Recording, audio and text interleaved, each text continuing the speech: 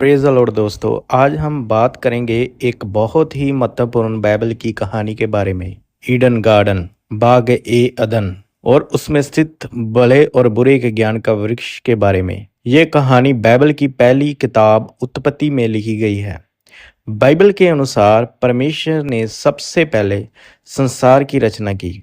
फिर उन्होंने एक सुंदर और पवित्र स्थान बनाया जिसे बागे अदन कहा गया। इस बाग में हर प्रकार की सुंदर चीजें थी, पेड़, फल, नदियां और शांति।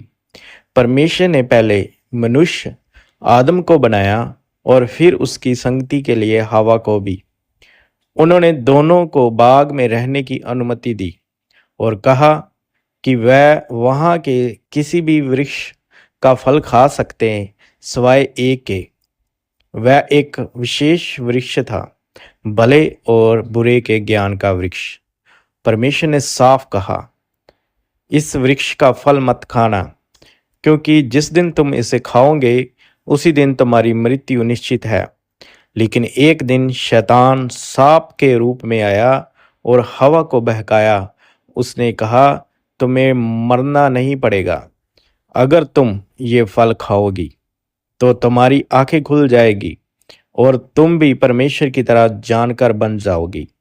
हवा ने उस फल को देखा, वह देखने में अच्छा और स्वादिष्ट लग रहा था। उसने उसे खा लिया और फिर आदम को भी दिया।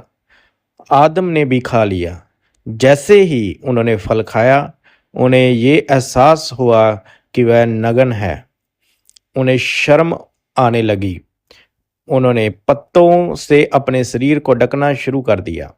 जब परमेश्वर बाग में आए और उन्हें पुकारा तो आदम और हवा छिप गए। परमेश्वर सब कुछ जानते थे। उन्होंने उन्हें डांटा और फिर बाग अदन से निकाल दिया। ये कहानी हमें ये दिखाती है कि परमेश्वर ने हमें अपनी मर्जी से निर्णय लेने की आज़ादी दी है, लेकिन हर आज़ादी के साथ जिम्मेदारी भी होती है। और जब हम गलत रास्ता चुनते हैं तो उसके परिणाम होते हैं। दोस्तों, ये केवल एक प्राचीन कहानी नहीं है, ये आज के समय में भी उतनी ही सच्ची और शिक्षा देने वाली है। हमें हमेशा सत्य, आज्ञाकारिता और परमेश्वर पर विश्वास रखना चाहिए। अगर आपको ये कहानी पसंद आई है तो इसे ज़रूर शेयर करें और अपने विचार नीचे कमेंट में बताएं। धन्यवाद।